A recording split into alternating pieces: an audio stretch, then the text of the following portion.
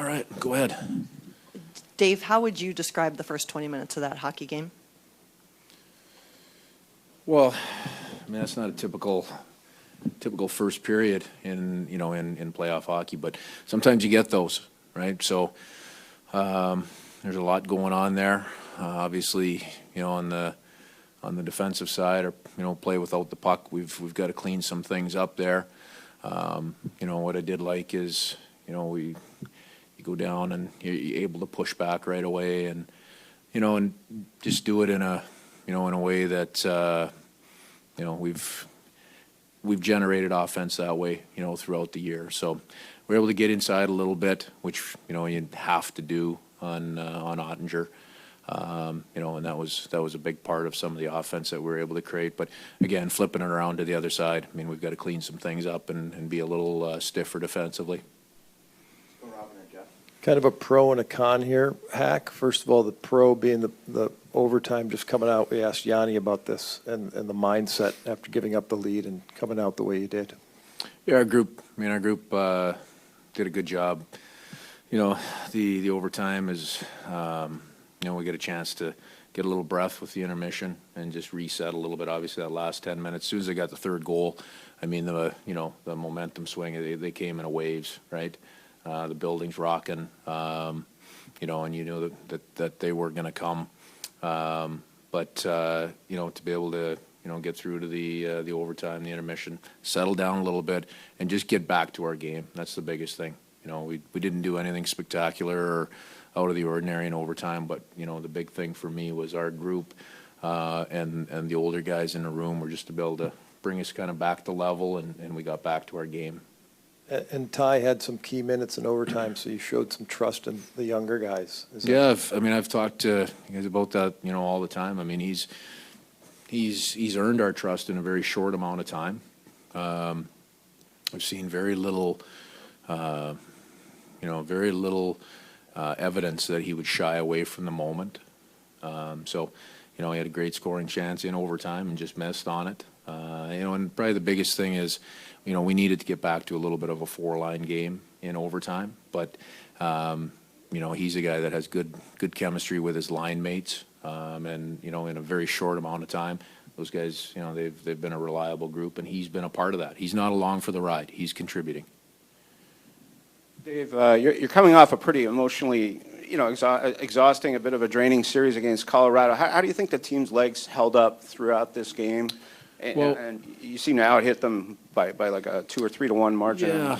Yeah, we sometimes, you come out and you have the quick turnaround.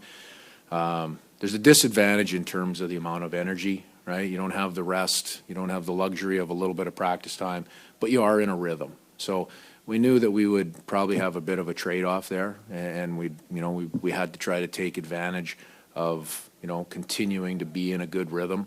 We talked about trying to find momentum in this game early on. Now, that didn't happen. They came out, the first few shifts and pushed, but we definitely found some momentum throughout the first period, and that was important. We showed at times. We showed some heavy legs, especially when we shortened it a little bit in the third period. It's not a great formula for us.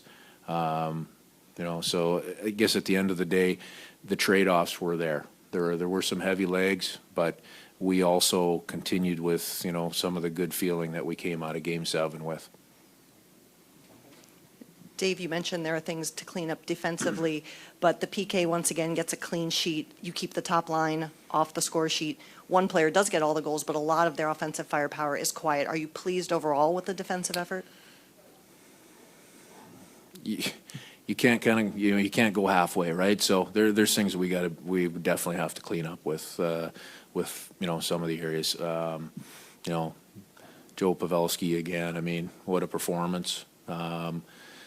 He's a guy. I think he's played over close to 1,300 NHL regular season games, and I don't know how many playoff games, but he showed what kind of a competitor he is tonight. So obviously he gave us a lot of trouble, but it's not just him. There's a lot of other areas. You might say some of their top guys were quiet. They had some pretty good looks that we've got to do a better job in. Coach, given the speed and skill it looks like that exists on both teams, should we expect, I don't know, 5-4, 6-3 games? Or do you think this is going to be kind of an aberration? You know what? No, I know you don't hope. Yeah, I know you no. don't. I know you Actually, don't no, want I'm not it. even going to say hope not. I no, you know what? Typically, things will probably tighten up a little bit as you go through a series. That being said, I mean there's there's ability on either side. Both teams play pretty quick, and that's when you start looking at opportunities that are generated off of quick turnovers and transition. When you look at opportunities that are being created from 200 feet away off of D zone and D zone exits and breakouts. I mean, both teams have the ability to generate offense. And I don't think that will change throughout the series. It's a matter of the adjustments that we need to make to try to negate and close down some of those opportunities for the other side. Good. Thanks, Coach. Thanks.